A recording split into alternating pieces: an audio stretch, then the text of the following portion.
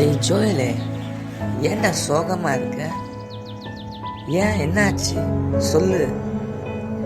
அதுவா, நான் என்ன சொல்லணும்னு தெரியலடா. எங்க வீட்டுல எனக்காக யாரும் எதுவுமே செய்யவே மாட்டேங்கிறாங்கடா. எது கேட்டாலும் செய்ய மாட்டேங்கிறாங்கடா. ரொம்ப சோகமா இருக்கா எனக்கு. நீ மட்டும் எப்படிடா ஜாலியா இருக்க? என்னன்னு சொல்லுடா, எப்படிடா நீ கூட ஜாலியா இருக்க? டேய், எனக்கு என்ன வேணா நான் எங்கள் அப்பாட்ட போய் கேட்பேன்டா.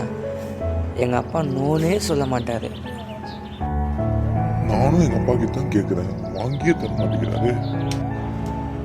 ஐயோ, நான் சொல்கிற அப்பா உலக பிரகாரமான அப்பா இல்லைடா. இந்த உலகத்துக்கே அப்பா. அது உலகத்துக்கே அப்பாவா? என்னடா சொல்ற? அது வேற யாரும் இல்லைடா, ஏசு அப்பா தானே. ஓ, ஏசப்பாவை பத்தி சொல்றியா? ஆமா ஆமா ஆமாண்டா.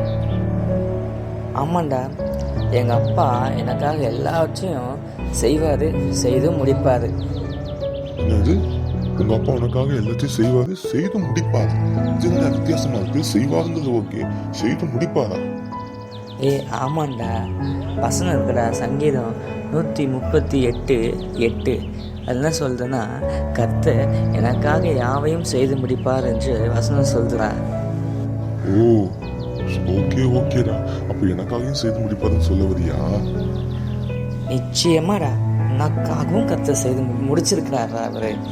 நீ அவர்கிட்ட கேள, நிச்சயமா அவர் உங்களுக்கு உதவி செய்வார். பிள்ளைகளா, நீ கர்த்தர் சொல்லுகிற ஒரே ஒரு காரியம் என்ன தெரியுமா? கர்த்தர் உங்களுக்காகவும் எனக்காக எல்லாத்தையும் செய்து முடிச்சிருக்கிறாரு.